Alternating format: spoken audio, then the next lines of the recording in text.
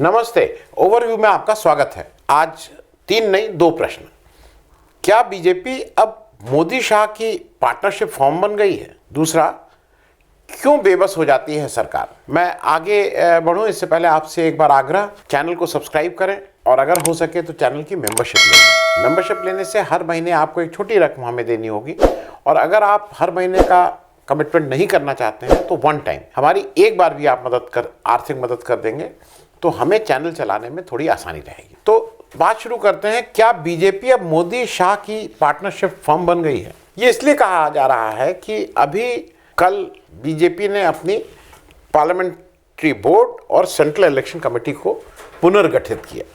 ये करीब 8 साल बाद इसके पुनर्गठित हुई है और इसमें मुख्य रूप से इनकी पार्लियामेंट बोर्ड इनका समझ लीजिए, प्रेसिडेंट, फिर नेशनल एग्जीक्यूटिव और उसके बाद पार्लियामेंट्री बोर्ड वो होता है जो कौन किसको चीफ मिनिस्टर बनाना है, किसको क्या बनाना है, किसको लीडर बनाना है, किसको सारे इंपॉर्टेंट निर्णय ये करता है।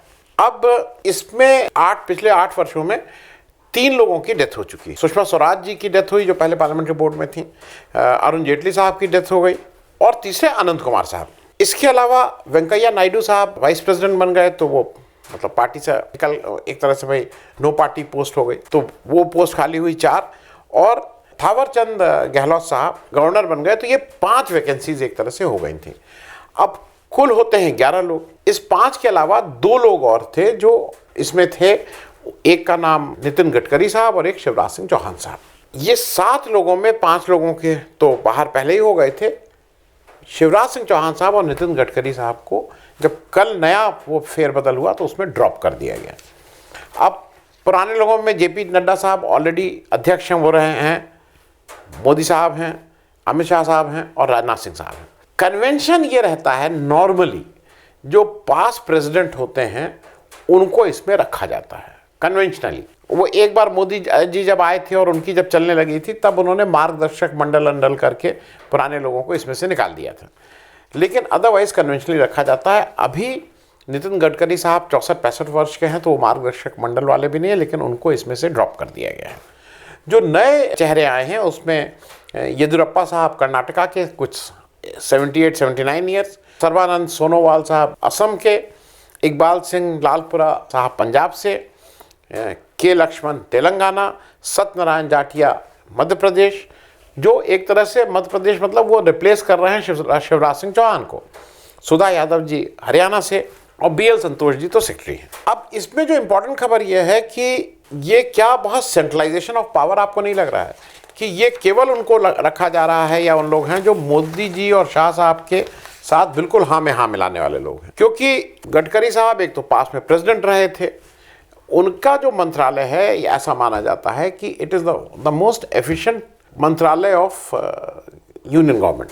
यूनियन गवर्नमेंट का जो सबसे एफिशिएंटली जो मंत्रालय चल रहा है, जो ज़्यादा ओपन है, जहां उस लोगों से मिल लेते हैं, यह है। उनके अगेंस्ट जो चीज़ें गई वो ये हैं कि वो एक तो लोगों से मिल लेते हैं, वो ऑपोजिशन विपक्ष के लोगों को अपना दुश्मन नहीं मानते हैं। वो विपक्ष मानते हैं ठीक है जितनी देर है, बाकी समय वो उपलब्ध हैं, विपक्ष के लोगों का भी काम कर देते हैं। तो उनमें वो तरह के नहीं है कि ये अगर विपक्षी है तो ये देशद्रोही है, ये दुश्मन है, ये वो उस तरह का एटीट्यूड उनका नहीं है। दूसरा, ऐसा भी लगता है कि शिवराज सिंह चौहान को भी जो ड्रॉप किया गया उसमें कहीं ना कहीं ये चीज़ आती है कि मोदी जी और शाह साहब कोई सेकेंड लाइन ऑफ लीडरशिप नहीं चाहते हैं। राजनाथ सिंह साहब को रखा गया है, लेकिन राजनाथ सिंह साहब इस समय सिर्फ हैं वहाँ पे, लेकिन वो कोई चैलेंज करेंगे इन लोगों को ये तो कहीं दूर दूर तक कहीं नहीं लगता है।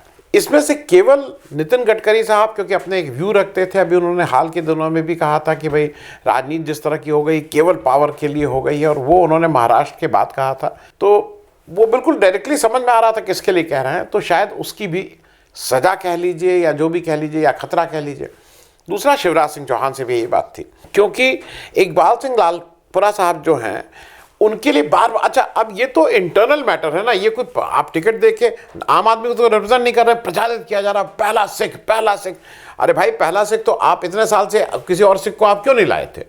तो पहला सिख क्या, तो पहला सिख ही नहीं है, वो पहला माइनॉरिटी भी है, क्योंकि इससे पहले इनकी पार्लियामेंट्री बोर्ड में ना आज तक कोई मुसलमान रहा है, ना सिख रहा है, ना क्रिश्चियन रहा है, ये पहले वो हैं। क्योंकि जब पहला सिख कर रहे हैं तो ये भी जान लीजिए कि इनके लोकसभा और राज्यसभा में कोई मुस्लिम वो नहीं है। इनके एक जो भाई साहब शाहनवाज साहब थे, जो अच्छे मंत्री, मैं उनको मानता था, मैं उनका मतलब मैं मानता था कि अच्छे, कम से कम बातचीत में तमीज़ वाले हैं और प्रवक्ता अच्छे हैं। उनका भी कल दिल्ली हाई कोर्ट ने कुछ बताया है कि उनके भाई का क्या रेप केस का चक्कर है, उनको भी बुला लिया गया है। खैर, अब सबसे बड़ी जो मुझे ये जो गडकरी साहब की गलती लगती है, जिसकी वजह से ड्रॉप हुई है, कि वो थोड़ा इंडिपेंडेंट स्टैंड ले लेते थे। उधर जो शिवराज सिंह चौहान साहब हैं, वो अकेले चीफ मिनिस्टर ऐसे हैं जो मोदी जी जब चीफ मिनिस्टर बने थे उससे पहले से चीफ मिनिस्टर है। बाकी सारे लोग का एक जनरल एटीट्यूड ये होता है कि अरे सरकार, हम तो आप ही के, मतलब आपने बना दिया तो हम चीफ मिनिस्टर बन गए, और ऐसा है भी।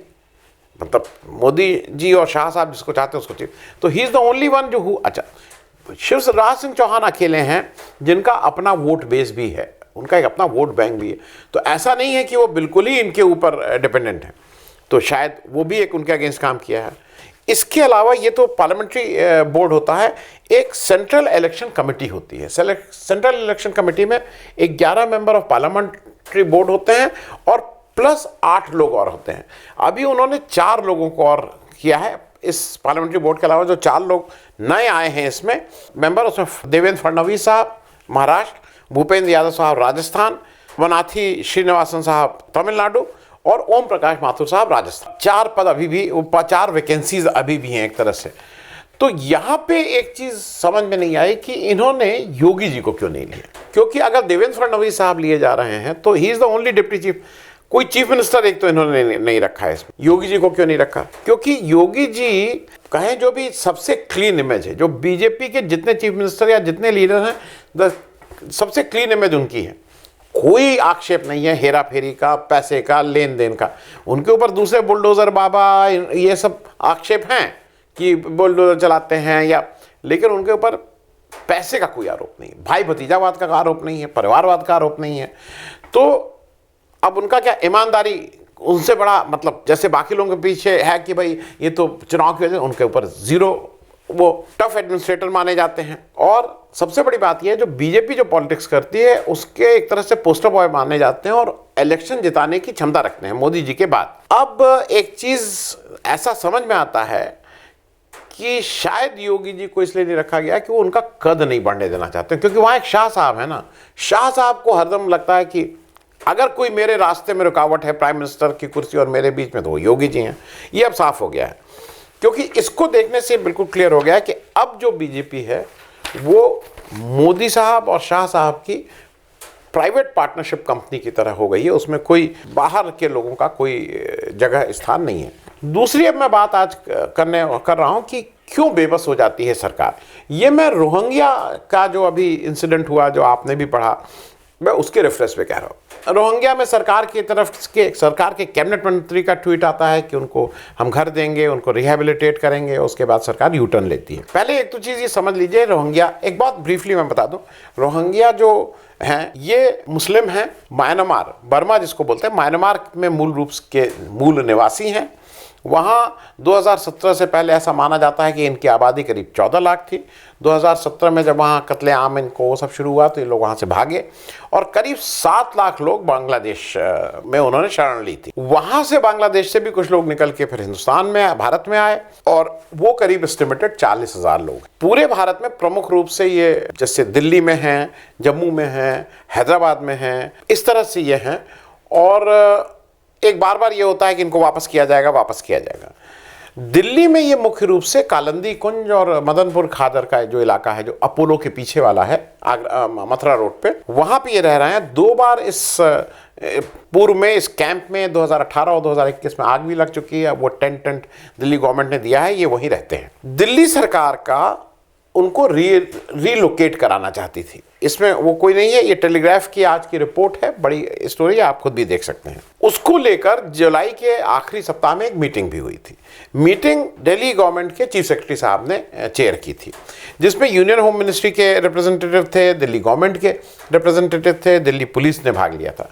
अब एक चीज़ और समझ लीजिए, जब यूनियन होम मिनिस्ट्री कहते हैं तो यूनियन होम मिनिस्ट्री मतलब सीधे अमित शाह साहब वाला मंत्रालय, और Delhi police is controlled by union home ministry, not Delhi government.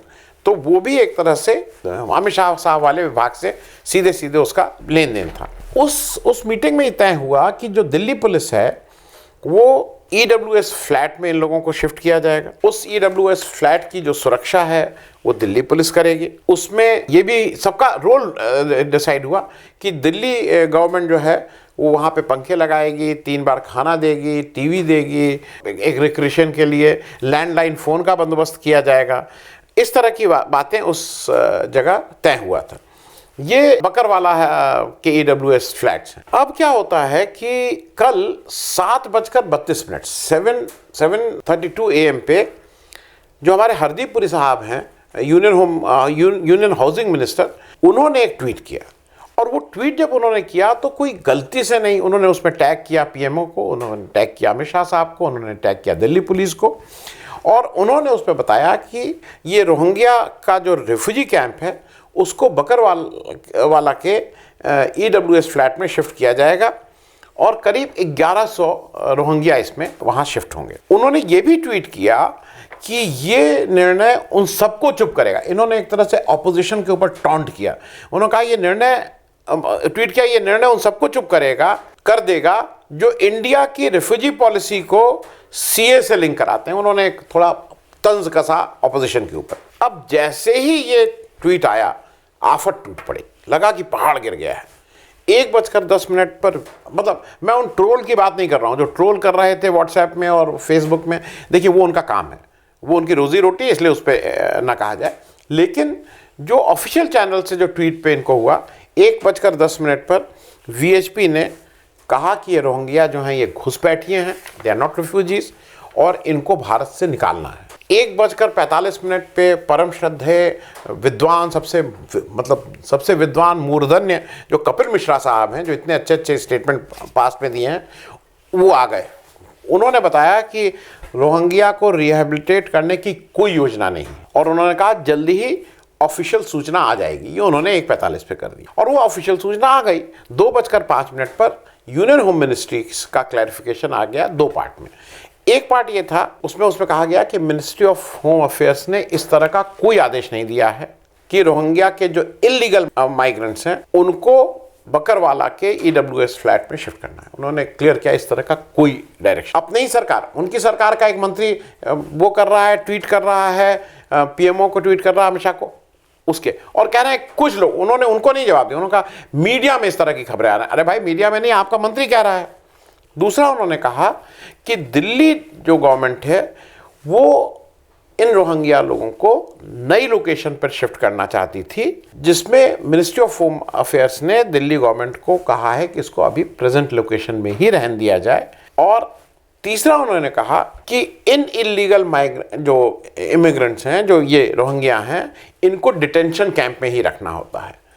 और दिल्ली गवर्नमेंट को उन्होंने डायरेक्शन दिया है कि आप तुरंत ये जो मदनपुर खादर और कालिंदी कुंज वाले कैंप हैं, इनको आप डिटेंशन सेंटर डिक्लेयर कीजिए। आप ये कहिए कि डिटेंशन सेंटर है। और उन्होंने ये भी ट्वीट किया मिनिस्ट्री ऑफ होम अफेयर्स ने कि इनको वापस भेजने की कार्रवाई through ministry of external affairs already शुरू कर दी गई है, वो जब सेटल हो। अब इसमें देखिए मुद्दे 2 हैं। एक तो क्या सरकार VHP चलाएगी, क्या सरकार वो हिंदू राइट विंग के सामने घुटने टेक देगी? क्योंकि जब हरदीप सिंह पुरी साहब ये कह रहे थे तो बिल्कुल साफ साफ वो कह रहे थे, कोई एम्बिग्यूटी नहीं थी। हालांकि उन्होंने बहुत वीकली फिर शाम को 7, सवा 7 बजे उन्होंने फिर एक ट्वीट किया कि हाँ जो मिनिस्ट्री ऑफ होम अफेयर्स कह रहा है वही सही पोजीशन है, इत्यादि इत्यादि। लेकिन ये तो एक निर्णय की बात कर रहे थे, कोई उठा और उन्होंने इस तरह के कर दिया, ये उनकी फितरत भी नहीं है। दूसरा क्या है कि अमित शाह साहब क्या सरकार से भी बड़े हो गए हैं, पार्टी से भी बड़े हो गए हैं? क्योंकि अभी हाल के दिनों में कुछ हमने ये देखा, आपको याद दिलाने के लिए, उत्तर प्रदेश का एक मंत्री दिलीप खट्टक साहब इस्तीफा देते हैं। वो इस्तीफा मुख्यमंत्री को नहीं एड्रेस होता है, वो इस्तीफा गवर्नर को नहीं एड्रेस होता है, वो इस्तीफा उनके बीजेपी के जो राज्य के प्रमुख अध्यक्ष हैं उनको नहीं एड्रेस होता है, वो बेचारा राष्ट्रीय अध्यक्ष को नहीं एड्रेस होता है। वो इस्तीफा किसको एड्रेस होता है? अमित शाह साहब को, जो गृह मंत्री हैं। उत्तर प्रदेश का मंत्री एक इस्तीफा गृह मंत्री को एड्रेस कर रहा है। यह भी समझ में आता है कि वो उनको दिए होते, गवर्नर को या मुख्यमंत्री को एड्रेस किए होते, उनको भिजवा दिए होते, नहीं, उनको एड्रेस करना है। तो ये कौन है? ये कौन है जिनको ये दिया जा रहा है? नीतीश कुमार साहब को अभी 1-1.5 हफ्ते पहले, 2 हफ्ते पहले, सरकार बनने से कुछ पहले जो एक एनडीए का एक कॉन्क्लेव या कुछ कर रहे थे पटना में, वहाँ पे अमित शाह साहब जाके उन्होंने डिक्लेयर कर दिया कि नहीं 2024 और उसके बाद भी हमारे जो हम लोग नीतीश कुमार जी के साथ ही इलेक्शन लड़ेंगे और आगे भी ये चीफ मिनिस्टर है। ये कौन है? ये कहने वाले कौन है कि ये चीफ मिनिस्टर होंगे? भाई क्या ये पार्टी प्रेसिडेंट है? ये तो नेशनल एग्जीक्यूटिव का है, पार्टी प्रेसिडेंट का है, ये हैं कौन? कह दिया। अच्छा, किसी की चू नहीं है ये पूछने की, वो चू करने वाले शायद थोड़ा बहुत चू चा करने वाले गडकरी साहब या चौहान साहब को इन्होंने निकाल दिया है। हरदीप पुरी जी सुबह आपको अगर ये मान लीजिए वो कुछ इस तरह का हुआ तो हरदीप पुरी जी से ही ठीक करवाते ना। आपने उनको बिल्कुल मतलब इस तरह से जैसे उनकी, अरे भाई कैबिनेट मंत्री है इस देश का, आपने इस तरह का कोई, अरे मीडिया में नहीं आपका मंत्री कह रहा है, थोड़ी उसकी इज्जत का भी ख्याल रखिए, क्योंकि हरदीप पुरी साहब की अजीब सी एक स्थिति हो गई है।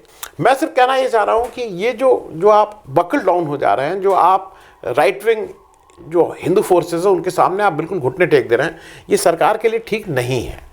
क्योंकि एक निर्णय लिया है, अच्छा बुरा, उस निर्णय को कुछ दिन चलने दें फिर आप उसको करें, लेकिन निर्णय लेते हैं 1 घंटे के अंदर प्रेशर बनता है राइट हिंदू विंग उसका और आप तुरंत उसमें वो कर जाते हैं। चलते चलते मैं तीसरी बात पे आज नहीं करूंगा क्योंकि ये बात बहुत लंबी है, सिर्फ एक आंकड़ा दे के आपको आगे वो कर लूंगा, जिसको कभी और किसी दिन बात करेंगे। अडानी साहब जिनके पोर्ट पे लगातार ड्रग पकड़ी जा रही है, जिनको उनकी जरा वो बता दें, 2014 में जब ये सरकार आई थी उस समय उनकी जो टोटल वेल्थ थी वो $2.8 बिलियन थी, US डॉलर के हिसाब से बात कर रहे हैं। और 2019 में जब फिर से ये इलेक्शन हुआ उस समय उनकी जो वेल्थ थी वो 15.7 बिलियन US डॉलर थी, 15.7। आज वो दुनिया के चौथे सबसे अमीर व्यक्ति हो गए हैं 2019 और 2022 के बीच, जब हमारे प्रधानमंत्री कहते नहीं कहते हैं कि कोरोना आ गया, ये दिक्कत हो गई, कोविड की वजह से दिक्कत हो गई, इस वजह से खाना नहीं, रेवड़ी बांट रहे हैं, फ्री कर रहे हैं। उस समय ये 15.7 जो 2019 में थी वहाँ से ये बढ़ के 138.7 बिलियन US डॉलर हो गए हैं। ये पिछले 3 साल में इतना बढ़ गए हैं। 2.8 अगर 2014 से लीजिए तो 2.8 बिलियन से ये 138.7 आ गए हैं। एक प्रश्न था, क्योंकि ये लंबा सवाल हो जाएगा, मेरे साथी में किसी ने कहा जो सुबह ऑफिस में बात हो रही थी कि परिवारवाद की बात होती है कि भाई उनका परिवार तो किसी का लड़का है, किसी का कुछ है, वो तेजस्वी यादव, लालू के लड़के अखिलेश यादव, उनके लड़के राजनाथ सिंह जी के लड़के पंकज सिंह, कहीं कहीं ज्योतिरादित्य सिंधिया जी किसी के लड़के, जिनके परिवार के लोग उसमें रहे हैं, पॉलिटिक्स में रहे, पता है डिक्लेरेशन देते हैं हर साल जब इलेक्शन लड़ते हैं, जनता चुनती है। ये अडानी जी को क्या हो गया है? इनका तो कोई डिक्लेरेशन नहीं देना है, इनका तो कुछ नहीं है, बस एक किसी से आपकी दोस्ती हो जाए और फिर जो आप चाहिए वो करिए, क्योंकि आपको बने बनाए बंदरगाह, आपको बने बनाए एयरपोर्ट, आपको सारी सरकार की चीज़ें आपको देने को तैयार है। सरकार कहीं कहीं पैरवी भी करने को तैयार है, चाहे वो ऑस्ट्रेलिया हो, चाहे श्रीलंका हो, चाहे कहीं हो। और आपके बंदरगाह पे अगर लगातार ड्रग पकड़ी जा रही है लेकिन आपको कोई पूछने वाला नहीं है कि ये क्या हो रहा है। कभी किसी और दिन इस पर एक लंबी चर्चा करेंगे। बहुत बहुत धन्यवाद। Thank you so much.